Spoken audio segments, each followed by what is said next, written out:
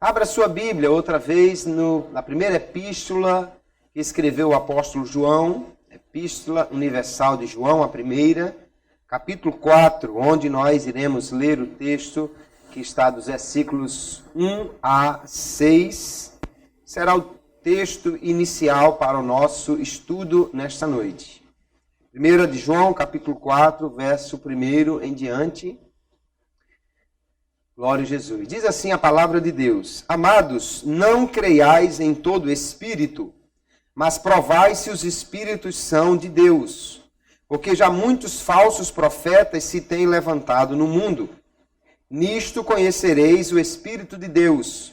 Todo espírito que confessa que Jesus Cristo veio em carne é de Deus. E todo espírito que não confessa que Jesus Cristo veio em carne não é de Deus. Mas este é o espírito do anticristo, do qual já ouvistes que há de vir, e eis que está já no mundo. Filhinhos, sois de Deus, e já os tendes vencido, porque maior é o que está em vós do que o que está no mundo. Do mundo são, por isso falam do mundo, e o mundo os ouve. Nós somos de Deus. Aquele que conhece a Deus, ouve-nos. Aquele que não é de Deus, não nos ouve. Nisto conhecemos nós o espírito da verdade e o espírito do erro. Amém. E graças a Deus. O apóstolo João escreveu esta sua primeira epístola, queridos, a fim de confortar, de trazer uma palavra de orientação para a igreja do Senhor e a fim também de combater já alguns pensamentos errados, alguns ensinos heréticos que haviam na sua época. Haviam pessoas, por exemplo, que negavam que Jesus Cristo tivesse vindo em carne. Os gnósticos, que diziam que a carne é má, a matéria sendo má, portanto Jesus não teria um corpo humano, negando assim a plenitude das duas naturezas de Cristo. E entre as coisas que João vai orientar aqui os cristãos, ele vai falar sobre Jesus Cristo como sendo o verdadeiro Deus, como sendo o Salvador, como sendo aquele que virá para buscar a sua igreja. Enfim, João tem um ensino realmente muito próprio, muito digno para a igreja do Senhor. Mas nesse capítulo 4, nos versículos que nós já lemos, ele nos alerta que nós precisamos pesar os espíritos, ou pesar as ideias, né? Pesar aquilo que está sendo proposto, ensinado por alguém, porque ele diz que nem todo espírito, nem toda ideia de alguém vem de Deus. Há o espírito do anticristo que já operava, ele diz, naquela época, e muito mais opera hoje no mundo. E muitos falsos profetas, ele diz, têm se levantado. Pessoas que dizem que falam aquilo que Deus mandou, mas, no entanto, negam isso ao distorcer as Escrituras ou ao trazer um ensino que contraria o ensino da palavra de Deus. Então, nós precisamos analisar bem qualquer ensino que seja trazido por homens à luz da palavra de Deus, porque esta palavra é o prumo, essa palavra é a régua de medir, né? É a base para nós podermos avaliar qualquer ensino.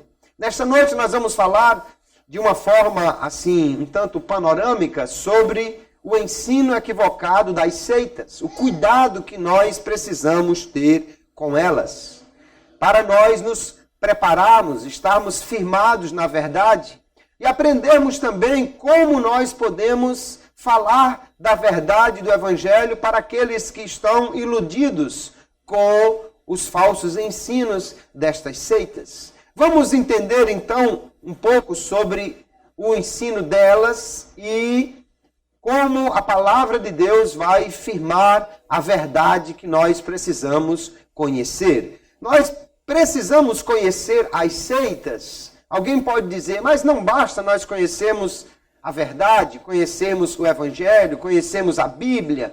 nós não nos preocuparíamos com o ensino equivocado de ninguém, deixe cada um ensinar o que quiser. No entanto, nós vemos, queridos irmãos, que as seitas estão muito presentes hoje em toda parte. Em todo lugar você vai encontrar alguém com uma pastinha na mão, com um livrinho, com um guarda-chuva, com um ensino que contraria a palavra de Deus, e eles são muito ativos, e eles convidam, e eles divulgam. Você vai ver, às vezes, no quadro de aviso de condomínios, dizendo, você quer aprender a doutrina desta seita? Novamente, ele não se chama de seita, né? Mas você quer aprender? Contacte comigo. Você vai ver esse ensino divulgado através de muitos livros, através de muitas coisas, de forma que eles estão presentes em toda parte e nós não podemos ignorar que há esta presença. Precisamos sim estar preparados para falar sobre este assunto. Algumas delas são muito populares, se encontram em quase todo lugar. Outras são mais secretas, procuram estar um tanto escondidas, são misteriosas, nem todo mundo tem acesso, poucas pessoas podem participar das suas reuniões, mas o fato é que elas estão crescendo, estão florescendo por aí a cada dia, de forma que nós precisamos estar preparados para defender a verdade do Evangelho, confrontando, se preciso for, com o ensino equivocado que essas seitas trazem por aí. Algumas dessas seitas têm trazido grandes problemas, causado até muito sofrimento. Há alguns anos atrás, uma delas espalhou um gás tóxico no Japão. Há muitos anos atrás, uma delas levou um grande grupo a promover um suicídio coletivo.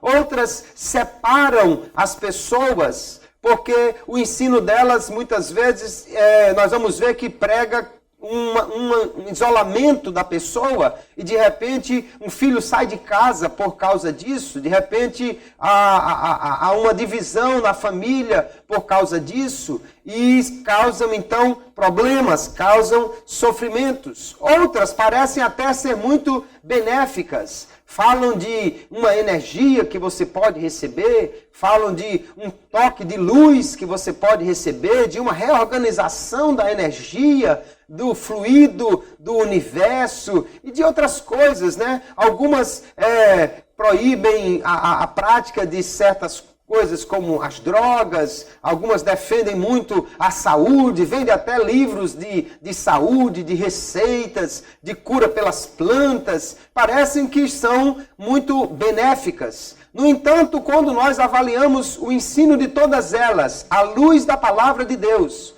nós vamos perceber que em todas essas seitas há desvios doutrinários que podem levar as pessoas a negar a verdade do Evangelho e a afastar-se do verdadeiro Deus. Então nós precisamos conhecer melhor o ensino destas seitas. De estudar essas seitas, nós vamos ver que há uma vantagem, um proveito, para que nós possamos conhecê-las melhor e estar preparados. Jesus advertiu sobre a chegada de pessoas que iriam trazer problemas para a igreja. Ele disse no capítulo 7, verso 15 de Mateus: acautelai-vos, porém, dos falsos profetas, que vêm até vós vestidos como ovelhas, mas interiormente são lobos devoradores. Pessoas que se dizem profetas de Deus, e dizem que receberam de Deus uma verdade, mas, no entanto, são falsos profetas. Eles vêm vestidos de ovelhas, mas são lobos. Nós precisamos ter cuidado com eles. Os apóstolos, eles nos trouxeram também palavras de advertência acerca desses grupos que surgiriam. 1 Timóteo capítulo 4, o apóstolo Paulo diz que nos últimos tempos alguns ensinarão doutrinas de demônios. 2 Pedro capítulo 2, ele fala sobre também os falsos ensinos dos falsos mestres. 1 de João 4, verso 1, nós já lemos. Ele diz que não devemos crer em todo espírito, mas provar se os espíritos são de Deus, porque muitos falsos profetas já têm se levantado no mundo. Nós vamos ver Judas também falando sobre aqueles que trouxeram ensinos distorcidos. Então, se Jesus e os apóstolos nos advertiram de falsos ensinos que seriam pregados, nós precisamos então estudar esses falsos ensinos e muito mais estudar a palavra de Deus para estar preparado para combater estes ensinos equivocados. E à medida que nós estudamos a palavra de Deus, queridos, mais ela nos prepara, nos capacita para combater estas seitas e refutar as suas inverdades com a verdade da palavra de Deus. É a palavra de Deus que nos dá o conhecimento necessário, o embasamento para contrariar este ensino. Aqui, Paulo escrevendo a Tito, no capítulo 1 da sua epístola, ele diz que nós devemos reter firme a fiel palavra, que é conforme a doutrina. E ele diz que o homem que fizer isso, ele diz para que seja poderoso, tanto para admoestar com a sã doutrina, como para convencer os contradizentes. Então ele está dizendo que a palavra de Deus tanto irá ensinar na verdade, como irá denunciar o erro e refutar os falsos ensinos daqueles que contradizem esta mesma palavra. Nós então precisamos, queridos, estar preparados para isso. Até porque o conhecimento desses falsos ensinos irá nos auxiliar na evangelização. Porque o Brasil é um país que tem um povo muito voltado ao misticismo. Então há uma facilidade de disseminação das religiões no Brasil. Ao contrário de outros países onde há uma taxa de ateísmo muito grande, o Brasil tem uma taxa de religiosos muito grande. Quase todas as pessoas têm a sua religião ou têm alguma religião, acreditam, têm fé em alguma coisa, mas muitos ficam confusos. Porque passa um dia um adepto de uma seita e diz uma coisa, no outro dia passa outro e diz outra coisa, no outro dia chega outro e ensina outra coisa. Depois chega um crente para evangelizar e ele está então muito confuso. E como nós poderemos desfazer esta confusão se não estivermos preparados na palavra de Deus para falar a verdade? Nós precisamos estar prontos para isso. Então devemos estudar este falso ensino destas seitas. Essa palavra de hoje é uma palavra de advertência, uma palavra introdutória, uma visão panorâmica para nos despertar para este ensino e para pontuar os principais pontos de desvios dessas seitas e como nós precisamos estar firmes na verdade para poder combater este falso ensino.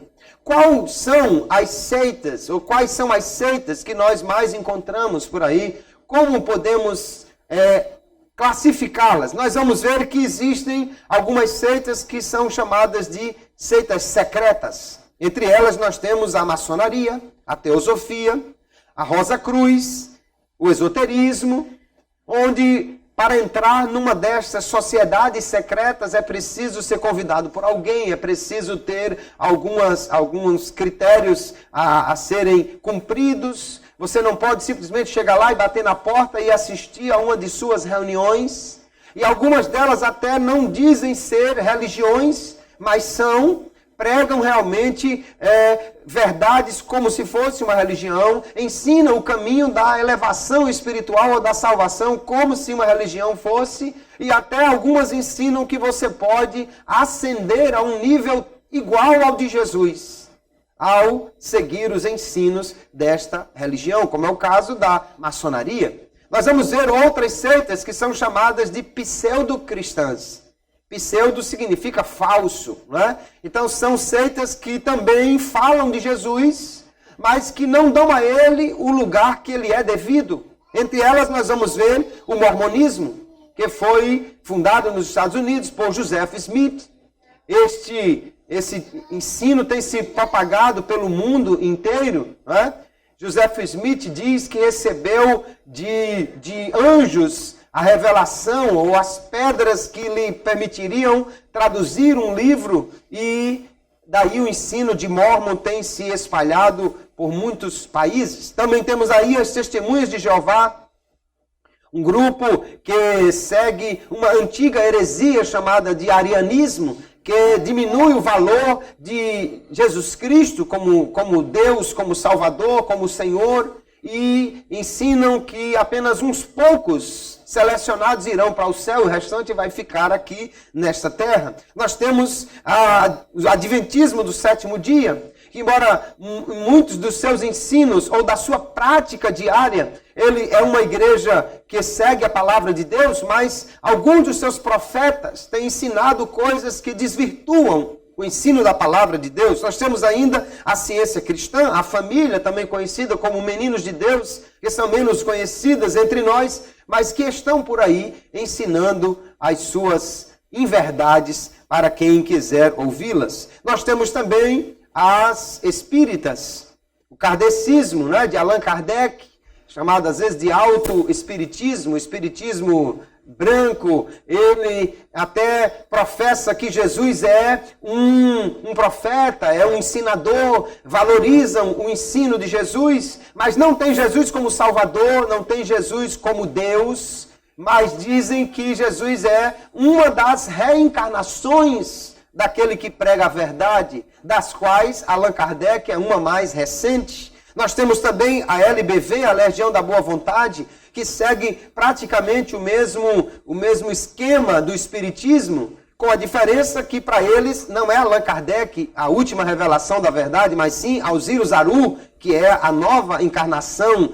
daquele que prega a verdade. Nós temos o racionalismo cristão, que também segue as mesmas ideias, basicamente, do Espiritismo. Nós temos entre as seitas também um crescimento aqui no Ocidente das seitas orientais, não é? Seixonoye, a Igreja Messiânica Mundial, a Arte Mahikari, Hare Krishna, Meditação Transcendental, a Igreja da Unificação do Reverendo Moon, Perfect Liberty, ou a Perfeita Liberdade, são seitas, queridos, que no nosso estado, pelo menos na capital, nós encontramos lojas ou centros de ensino, ou igrejas, ou salões, como queira chamar, de todas elas.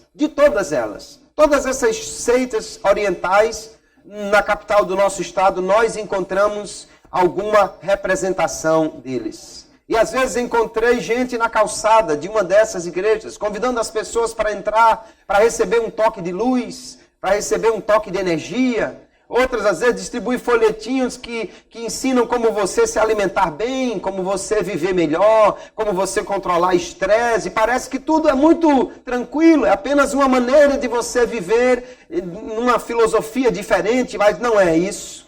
Não é isso, é muito mais do que isso. Elas são filosofias que vão se colocar no lugar que a palavra dá para Jesus.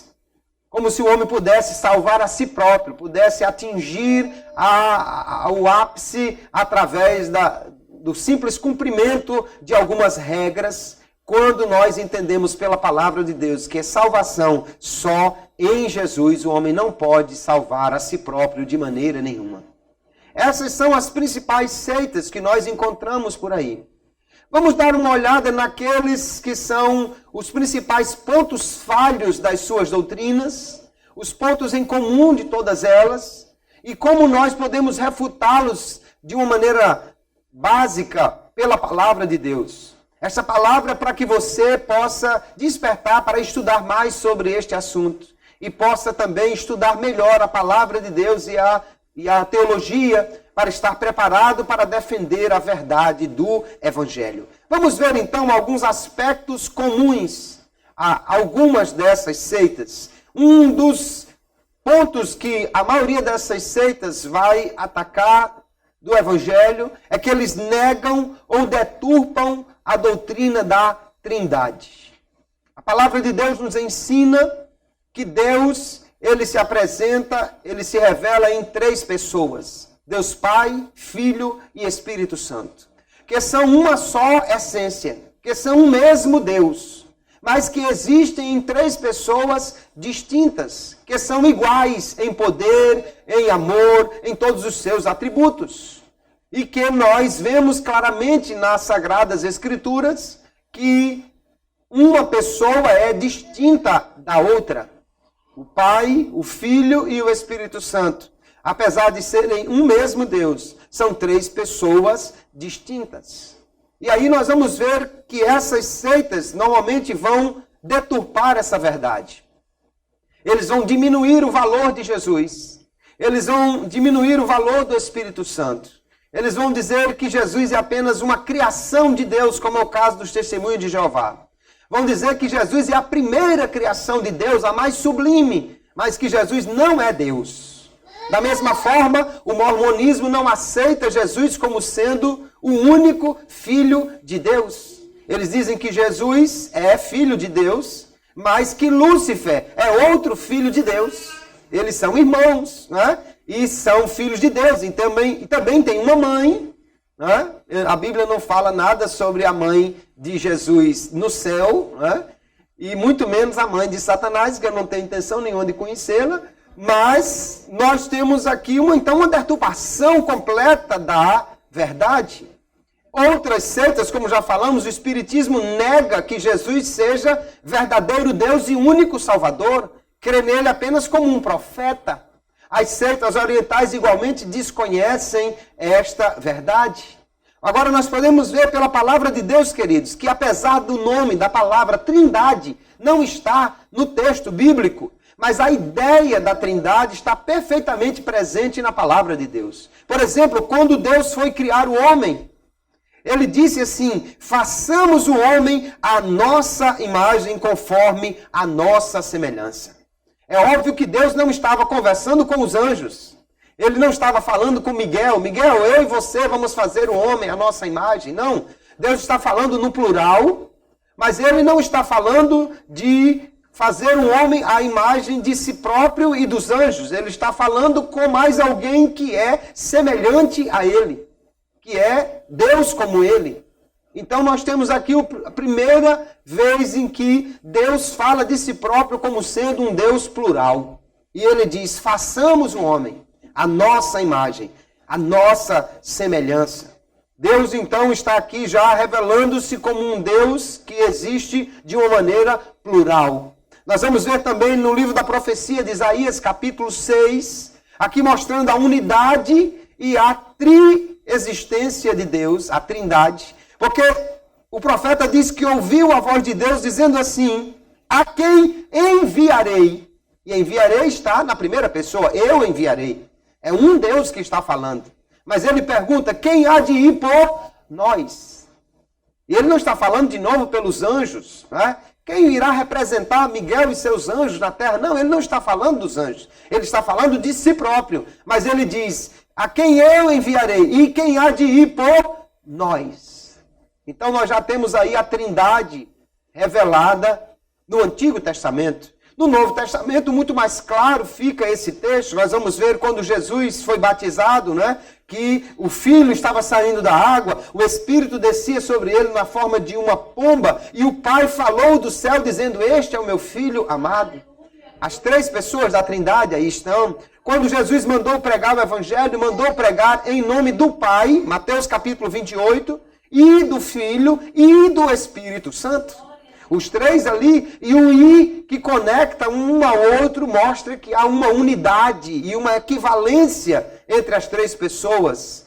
Na fórmula da bênção apostólica, nós temos também a graça de nosso Senhor Jesus Cristo, o amor de Deus, a consolação do Espírito Santo. Ali no mesmo versículo, os três estão sendo citados. Então a Bíblia mostra que há um Deus, mas que existem três pessoas distintas que são iguais em natureza, em poder.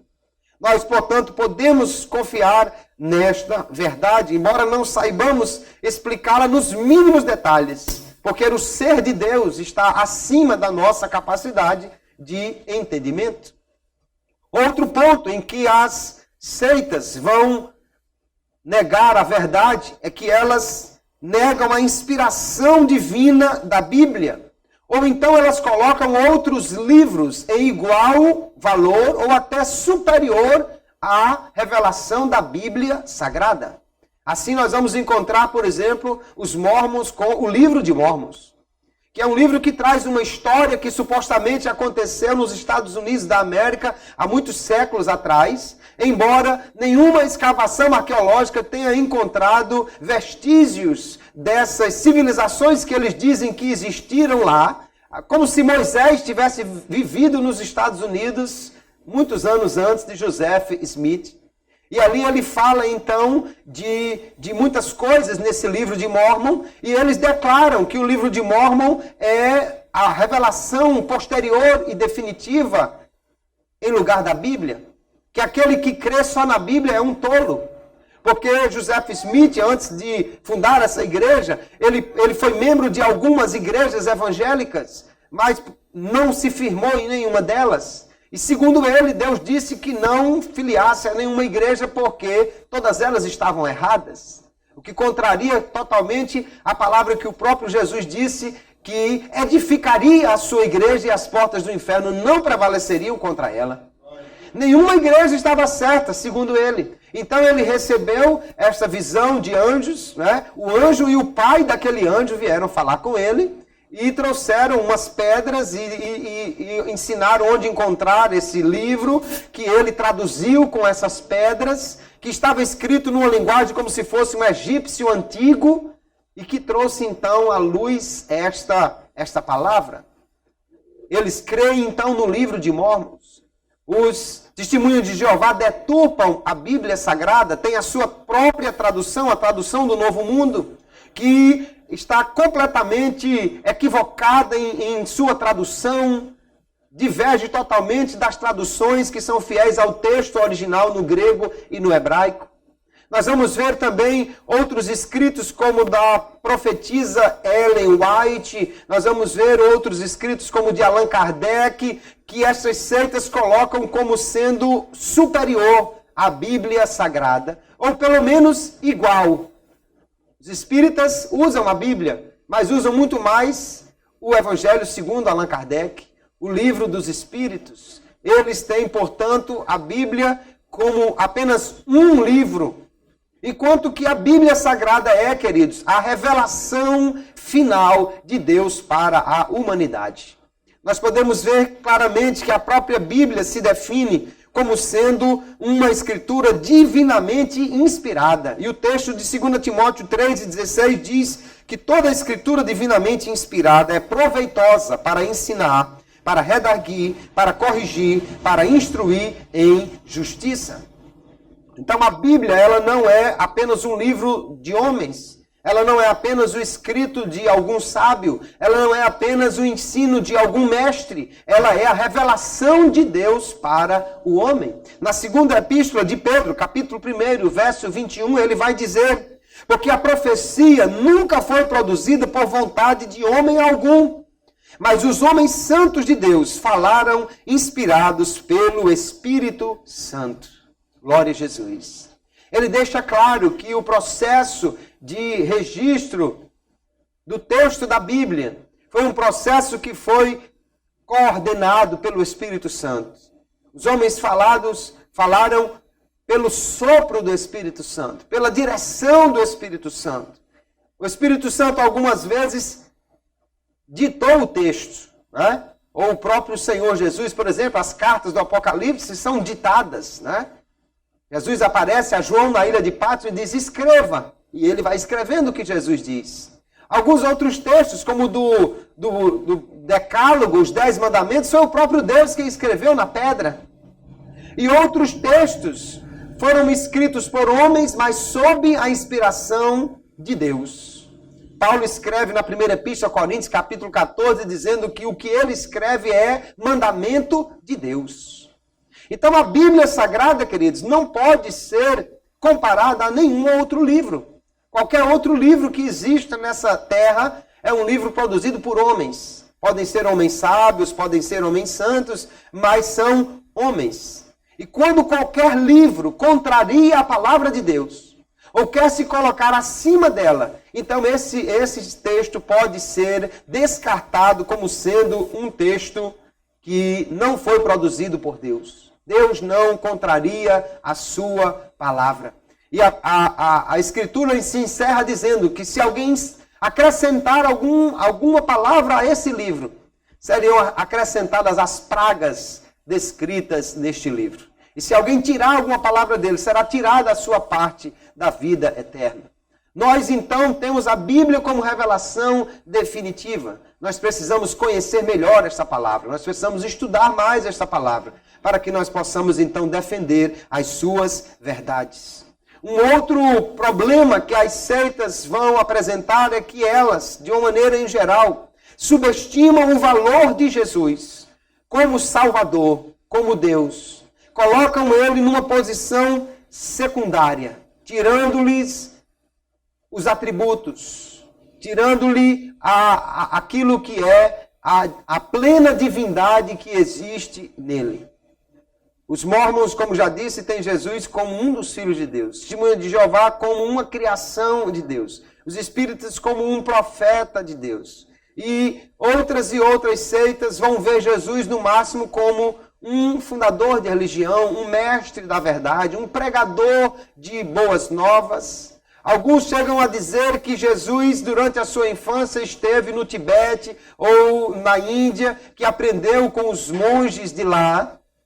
Quando nós podemos ver claramente que Jesus, na realidade, com exceção do pouco tempo que esteve no Egito, morou toda a sua vida em Nazaré. E o seu ensino nada tem a ver com o hinduísmo ou com o budismo, mas sim, ele próprio diz que recebeu do Pai aquilo que ensinou.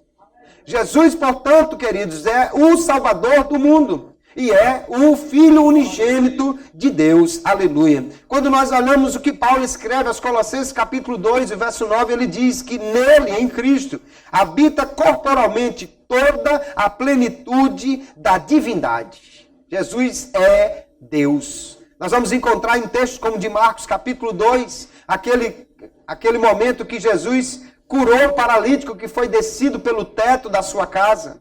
E ele diz assim: para que se saibam que o Filho do Homem tem poder de perdoar pecados. E as pessoas estão pensando, mas quem pode perdoar pecados senão Deus? E Jesus diz, é isso mesmo. Para que vocês saibam que eu tenho o poder de perdoar pecados, ou seja, para que vocês saibam que eu sou Deus, a ti te digo, paralítico, levanta e anda. E aquele homem foi curado para mostrar que Jesus é Deus. Aleluia. Muitos outros textos nós podemos ver nas Escrituras Sagradas mostram claramente Jesus como sendo Deus, como sendo o único Filho de Deus, o que equivale a dizer que ele é da mesma essência de Deus e o Salvador da humanidade. As seitas, portanto, negam essas verdades do Evangelho, mas não para por aí. Essas seitas, geralmente, elas são exclusivistas. Elas dizem que você só pode ser salvo lá, que eles são os únicos certos, que a verdade está com eles.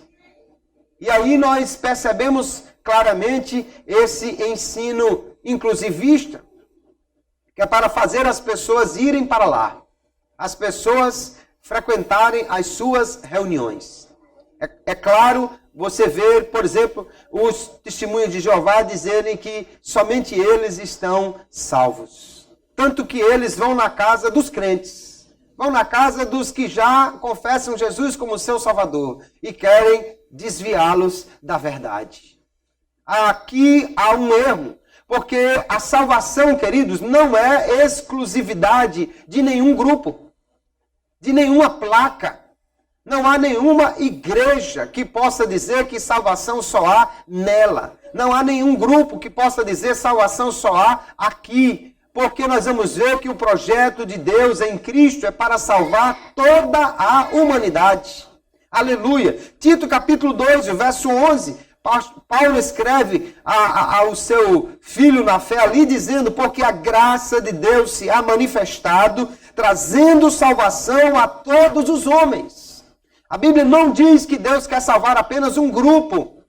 A Bíblia não diz que Deus quer salvar apenas alguns privilegiados que fazem parte de uma elite espiritual. A Bíblia diz que Deus quer salvar a todos os homens. Portanto, todo homem pode crer em Jesus. Isso não está em ele filiar-se àquela igreja, ou frequentar aquela reunião, ou ir naquele lugar, mas em qualquer lugar que ele crer no Evangelho, ele pode aceitar a Jesus como seu Salvador. Ainda Paulo escrevendo a Timóteo, na sua primeira epístola, capítulo 2, o verso 4, ele diz que Deus quer que todos os homens se salvem e venham ao conhecimento da verdade. Fica claro que Deus quer salvar a todos. Pedro, na sua segunda epístola, capítulo 3, o verso 9, diz: o Senhor não retarda a sua promessa, ainda que alguns a tenham por tardia, mas é longânime para convosco, não querendo que alguns se percam, senão que todos venham a arrepender-se.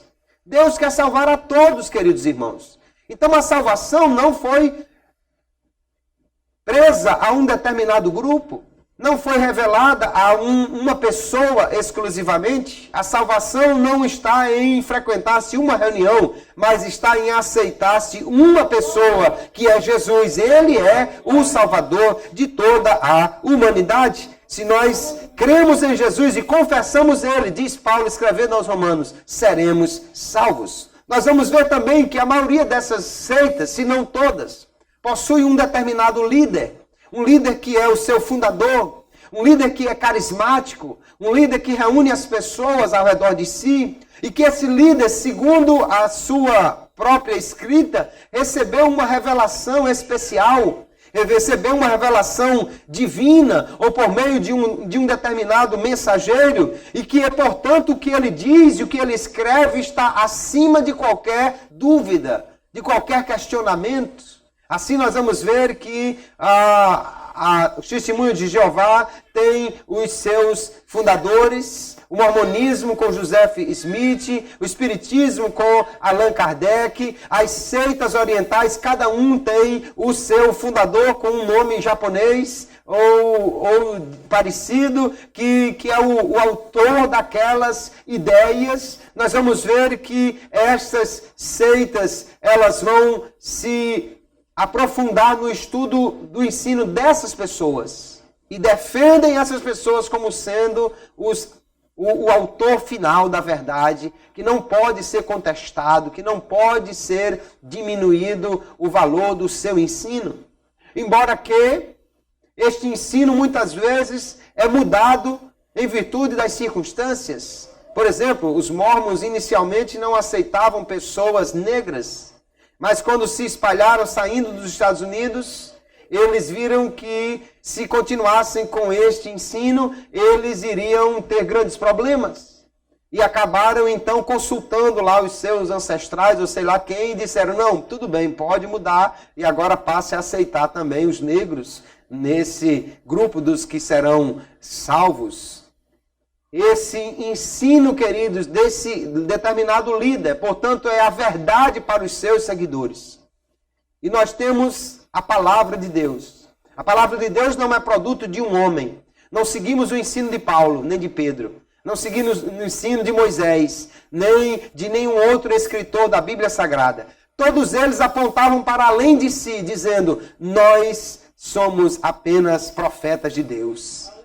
Aleluia, porque a revelação que eles receberam não foi apenas para eles. Deus revelou-se a Moisés, mas também revelou-se a Abraão. Deus revelou-se a Paulo, mas também a Pedro. Deus revelou-se a João, mas também a Judas. Não há um único homem que possa dizer que é o detentor desta verdade. A verdade está na palavra de Deus e na revelação que ele, o Senhor, trouxe através de diversos homens que são seus servos. Então nós vamos ver que ainda esses grupos, essas seitas, eles ensinam o homem a desenvolver a sua própria salvação. Através de obras, através de caridade, através de outras coisas, através da própria pregação do ensino deles, eles podem se salvar. Com isso, então, eles negam a necessidade do sacrifício de Jesus para a sua salvação. Assim, por exemplo, os testemunhos de Jeová dizem que as pessoas precisam vender aquelas revistas e precisam andar de casa em casa, porque senão elas não serão salvas. O Espiritismo diz, segundo Allan Kardec, que sem caridade não há salvação. Por isso que você vê os espíritas atendendo pessoas de graça, distribuindo cestas básicas, fazendo outros tipos de obras de assistência social. Não é porque eles são bonzinhos, ou são bonzinhos consigo mesmos, porque na realidade eles estão fazendo aquilo para seu próprio benefício, porque creem que se não fizerem estas obras, não serão salvos. O mormonismo também diz que as pessoas têm que, em algum tempo da sua vida, dedicar um tempo para serem aqueles missionários que vão a outros países pregar, ensinar os escritos de Joseph Smith para que possam ser salvos. E nós vamos encontrar, então, na maioria desses grupos, uma salvação que é conquistada pelo homem. Uma salvação que é adquirida pelo esforço humano. Mas a Bíblia Sagrada é muito clara em dizer, queridos, que a salvação não é por obras. A salvação é apenas pela fé em Jesus. Tudo o que precisava ser feito para o homem ser salvo já foi feito por Cristo lá na cruz. Aleluia. E nós vemos na palavra de Deus que havia a necessidade do sacrifício, do derramamento de sangue. Hebreus capítulo 9, verso 22 diz: quase todas as coisas, segundo a lei, se purificam com sangue, e sem derramamento de sangue não há remissão. Então Jesus tinha que morrer por nós, porque havia uma enorme dívida para com Deus, que só podia ser pago através de um sacrifício. Só podia ser paga essa dívida através deste preço de sangue. Mas nenhum homem poderia pagar a sua própria dívida. O salmista diz que ainda que alguém tentasse pagar aquilo que ele devia a Deus e juntasse toda a riqueza do mundo, não conseguiria, porque é caríssimo o valor de uma alma. Mas Jesus foi até a cruz, ele pagou o preço não somente por aqueles que estavam lhe seguindo naquela época, mas por todos os homens, porque era o sacrifício infinito feito pelo próprio Deus. Jesus, sendo Deus que se fez carne, pagou por todos os homens. E agora, Pedro vai dizer no dia de Pentecostes, naquela primeira pregação da igreja cristã, em nenhum outro há salvação, porque também debaixo do céu nenhum outro nome há dado entre os homens pelo qual devamos ser salvos. Fica claro então, queridos, que a salvação é apenas pela fé em Jesus. Paulo, escrevendo aos Efésios, deixa claro que a salvação é pela fé. Pela fé temos acesso à graça de Deus. Não vem de obras, ele diz, para que ninguém se glorie.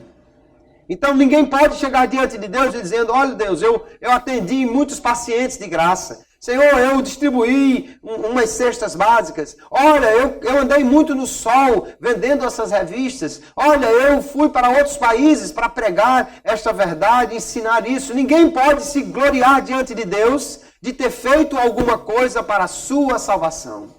Aleluia. Diante de Deus só podemos chegar na dependência total, dizendo: eu creio em Jesus como meu Salvador. Eu recebo, aleluia, pela fé, que o sacrifício de Jesus foi feito em meu favor. A salvação não é pelas obras, ao contrário do que pregam estas seitas.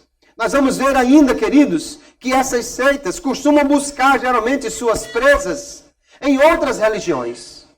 Dificilmente você vai ver essas seitas pregando para ateus, para pessoas que não tenham nenhuma religião. Elas vão buscar exatamente pessoas que já têm algum sentimento de necessidade de Deus, pessoas que já têm alguma religião, e muitos conseguem então desencaminhar, inclusive muitos cristãos.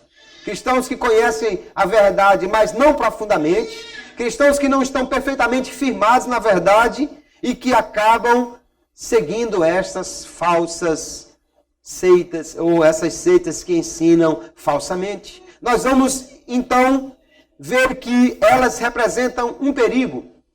Inclusive porque algumas delas pregam isolamento, como os meninos de Deus ou a família, como as seitas secretas, que ensinam muitas vezes um isolamento da pessoa de outros grupos, até mesmo da sua própria família. Seitas orientais que têm levado pessoas a abandonar tudo, raspar a cabeça, botar uma roupinha laranja e seguir cantando umas musiquinhas engraçadas pelo mundo, afastando-o da sua família. Isso representa, então, um perigo para estas pessoas que acabam filiando-se a estas seitas. É preciso, então, ter muito cuidado. Que pessoas são então estas que são mais vulneráveis à ação dessas seitas? Nós vamos ver primeiro as pessoas que estão desiludidas exatamente com as religiões. Pessoas que já foram crentes ou já foram de outras religiões, mas que por motivos quaisquer, talvez porque alguém na igreja fez uma cara feia para ele, porque alguém lá no grupo que ele participava disse uma coisa que ele não gostou, ou porque alguém traiu a sua confiança, ele então não quis mais acreditar nas religiões que estão formalizadas por aí. E agora chega alguém dizendo, não, mas eu tenho uma nova verdade, eu tenho uma coisa nova para lhe ensinar, para lhe dizer. E ele então, muitas vezes, vai seguir estas seitas. Também há aqueles que estão intelectualmente confusos. Pessoas que já fizeram muitas leituras diferentes, que já frequentaram diversos grupos, que já viram muitos vídeos diferentes, e um diz uma coisa, outro diz outra coisa, um fala de um escrito como sendo a mais pura revelação de Deus, outro já diz que não, o dele é que é a última palavra em questões de verdade. E as pessoas ficam confusas em assuntos religiosos e filosóficos. E aí chega alguém com um estudo mais aprofundado e ele acaba então aceitando aquilo como sendo verdadeiro. Também há aquelas pessoas que estão emocionalmente carentes. Pessoas às vezes que perderam parentes, pessoas às vezes que foram traídas ou que tiveram uma desilusão amorosa, pessoas que estão carentes de um abraço, de um aconchego, de um grupo que ele acolha. E aí, de repente, ele encontra um grupo desse que diz, não, venha para cá, olha, eu vou na sua casa, vamos fazer esse estudo, nós vamos lhe ajudar nisso ou naquilo. E acontece, então, que essa pessoa se vê envolvida por esse grupo. Nós vamos ver também aqueles que têm uma necessidade de propósito. Pessoas, às vezes, que estão questionando qual o sentido da vida. Por que nós viemos aqui? Qual o propósito de nós estarmos aqui nesta vida? E aí então alguém chega e diz, olha não, você veio aqui para você ascender espiritualmente. Ah, você está aqui para cumprir uma missão de ajudar os necessitados. Você está nessa terra porque você precisa fazer isso ou aquilo outro. De forma, queridos, que nós precisamos então ter cuidado com aquelas pessoas que nós conhecemos. Alguns até que fazem parte da igreja e que estejam numa dessas situações. Pessoas que estejam meio desiludidos, alguém que se afastou da igreja, não por causa de Jesus, nem por causa da verdade ensinada por ele, mas por causa, às vezes, de relacionamento com as pessoas. Pessoas que estão confusas, ou pessoas que estão emocionalmente carentes, ou outros que estão necessitados de um propósito para a vida. São essas pessoas que mais facilmente serão atraídos pelas seitas. E são essas pessoas que nós, como crentes, precisamos identificar no meio de nós, ou entre o grupo de amigos que temos, para lhes falar a verdade, antes que eles sejam iludidos pela mentira das seitas. Se você tem alguém, você está já pensando aí, fulano está assim, eu tenho um vizinho que está assim, eu tenho um primo que está assim, eu tenho um parente que está assim, teve um irmão que foi daqui e agora está assim. Então, esta pessoa pode ser o seu alvo para falar a verdade do Evangelho, antes que ele seja contaminado pelo ensino perigoso das seitas. Como nós podemos, irmãos, evangelizar as pessoas que já são adeptos dessas seitas? Alguém que já frequenta uma reunião dessa, alguém que já recebeu um estudo desse, alguém que já filiou-se a uma dessas seitas. Como nós podemos evangelizar? Em primeiro lugar, nós precisamos reconhecer que é difícil evangelizar essas pessoas, porque elas já conhecem a religião. Muitas delas já são treinadas exatamente para apontar os erros, ou os supostos erros da Bíblia, do cristianismo, do comportamento dos cristãos e por aí vai. Elas já recebem treinamento específico a fim de traçar uma objeção a cada verdade que você apresenta do Evangelho. E essas pessoas não aceitam que simplesmente crendo em Jesus possam ser salvas, porque elas buscam a autossalvação. Parece dar ao homem muito mais conforto quando ele está fazendo alguma coisa para ser salvo, do que quando ele simplesmente recebe isso pela fé. Não é fácil, portanto, evangelizar essas pessoas. Eles conhecem as falhas das religiões. ou pelo menos aquelas que eles apontam como sendo falhas. Muitos já pertenceram a outras religiões e agora fazem parte daquela seita. É difícil, então, nós evangelizarmos essas pessoas, mas obviamente não é impossível. Muitas dessas pessoas não querem sair das seitas onde estão, porque algumas delas fizeram sacrifícios, brigaram com a família, com os pais. Algumas delas se desentenderam com os seus parentes ou com outras pessoas, por afirmar a verdade em que agora eles creem. E agora ele não vai abrir mão disso simplesmente, ou como dizemos, não vai dar o braço a torcer. Seria dizer que acreditou numa mentira, seria dizer que ele brigou tanto por nada, por uma coisa sem valor. Então muitas dessas pessoas, elas não aceitam você dizer que elas estão erradas e que não encontraram a verdade. É difícil então evangelizá-las. Mas como eu já disse, não é impossível. Como nós podemos fazer? A primeira coisa, queridos, nós podemos orar a Deus pela salvação destas pessoas. Porque nós podemos expor a verdade, mas quem convence o homem é o Espírito Santo de Deus. O Espírito de Deus pode convencer as pessoas da verdade. Há muitas pessoas que já foram espíritas, que já foram testemunhas de Jeová, que já foram mormon, que já foram participantes da maçonaria, do Rosa Cruz, de tantas outras seitas, e conheceram a verdade do Evangelho, porque alguém lhe falou de Jesus, porque o Espírito Santo trabalhou no seu coração. Nós podemos orar, então, para que os padrões de conhecimento que ela já colocou na sua mente, os sofismas, as barreiras mentais, aquelas verdadeiras montanhas nas quais eles se firmaram, possam cair por terra, porque na realidade são firmados no erro. E as pessoas então que conhecem a verdade podem orar pela salvação destas pessoas.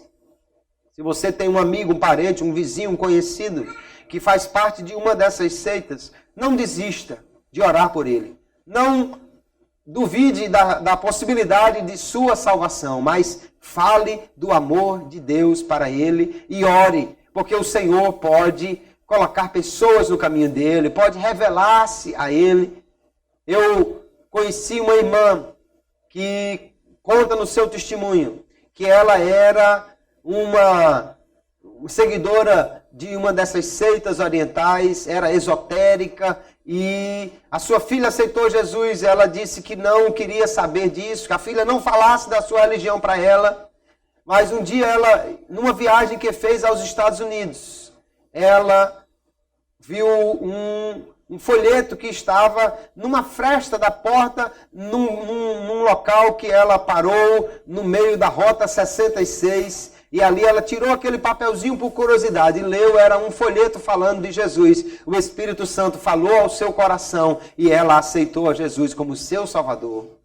Embora ela já tenha tido antes disso sonhos em que ela era impactada pela verdade do Evangelho. O Espírito Santo foi preparando o seu coração até que um dia ela aceitou a Jesus. Nós vamos encontrar na experiência cristã muitas e muitas outras pessoas que quando alguém orou por elas, elas foram libertas. Eu ouvi o testemunho de uma irmã que morava à época em Mossoró. E ela era dona de 4 terreiros de Umbanda naquela cidade. E o seu filho um dia foi à igreja, porque recebeu o convite de uma moça, de uma crente. E ali, aquele rapaz aceitou a Jesus. E no final do culto, a moça, quando sai da igreja, encontra ele assentado, um tanto pensativo na calçada da igreja. O que foi que houve? É porque agora eu sou crente. E o que é que tem? É que minha mãe é a dona do terreiro. E agora? A moça deu a ele uma Bíblia de presente, mostrou-lhe o Salmo 91 e disse que ele lesse aquele salmo quando chegasse em casa, para lhe dar encorajamento. E levantasse a mão e declarasse com autoridade: o sangue de Jesus tem poder. Só que naquela noite havia 70 pessoas batendo tambor lá na casa da sua mãe. Mas ao chegar no portão, ele fez como ela lhe orientou, e quando ele disse: o sangue de Jesus tem poder, todos aqueles batedores de tambor caíram no chão. A sua mãe, durante o testemunho, conta como tentou matar o seu filho, colocou veneno na sua comida, tentou apunhalá-lo quando ele estivesse dormindo, mas Deus interviu de forma extraordinária. Ele comeu um prato com veneno que dava para morrer instantaneamente e ainda perguntou se tinha mais, não teve nem dor de barriga.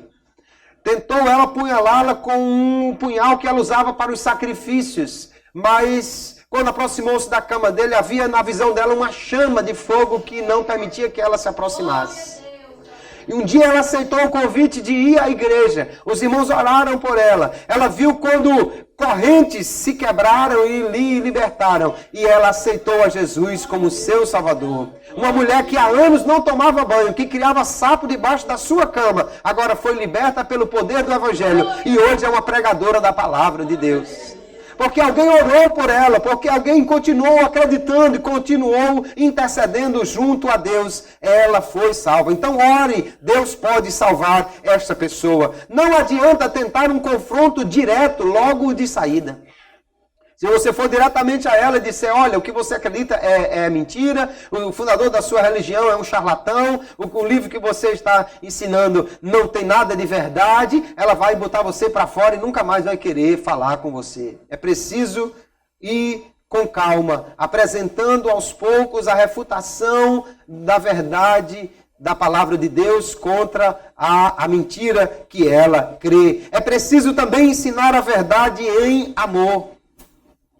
Não queremos que essas pessoas apenas mudem o seu pensamento para dizer, nós estamos certos, vocês estão errados. Não, nós queremos pregar a verdade porque amamos essas pessoas e queremos que elas encontrem a única verdade que pode salvá-las, que pode levá-las para o céu, que pode dar-lhes a vida eterna. Agora nós precisamos estudar o que elas ensinam e mostrar então, devagar, em amor, com paciência, as inconsistências do seu grupo, do livro, texto que ela tem, à luz da palavra de Deus. É preciso, queridos, portanto, conhecer esta seita e os seus ensinos. O problema dos crentes é que nós estudamos pouco. Não só estudamos pouco a nossa verdade, que é a palavra de Deus, como não estudamos o que os outros grupos querem dizer. É preciso estudar realmente para conhecer. E não adianta querer atacar diretamente o seu líder. Lembra que ele é uma pessoa carismática. Lembra que na visão dos seus adeptos ele é o portador da verdade. Aquele que recebeu a revelação divina. Precisamos estar prontos também para oferecer um apoio emocional e espiritual que essa pessoa precisa. Porque se em tudo em que ela cria, de repente ela percebe que era uma mentira, agora ela vai precisar de muito apoio. Não adianta simplesmente pregar para ela aceitar Jesus e você dizer, pronto, agora se vire que eu vou pregar para outra pessoa. É preciso discipular, acompanhar, é preciso estar próximo dela para que ela possa se firmar na verdade. Então nós percebemos, queridos irmãos, antes de mais nada, que a palavra de Deus, ela é muito profunda em seu conhecimento, na sua verdade. E que nós, os crentes, precisamos conhecer mais esta palavra. E não ter medo nem vergonha de proclamar as verdades da palavra de Deus. As pessoas saem aí no sol, saem aí com seus livretos debaixo do braço, ou se oferecem para ir à casa dos outros, para trazer-lhe o ensino daquilo em que elas acreditam e elas não têm vergonha. Elas procuram ensinar aquele conteúdo com toda a determinação. Elas se esforçam para evangelizar. Elas se esforçam para estudar. Essas seitas estudam exaustivamente os ensinos dos seus líderes. E nós, os crentes, o que estamos fazendo para conhecer a palavra de Deus? Estamos lendo a Bíblia diariamente? Estamos estudando a palavra de Deus? Frequentando a escola bíblica, o culto de doutrina, procurando aprender mais desta palavra? Porque eu gosto de uma frase que diz assim, se os crentes fizessem pela verdade o que as seitas fazem pela mentira, já todo mundo teria sido evangelizado.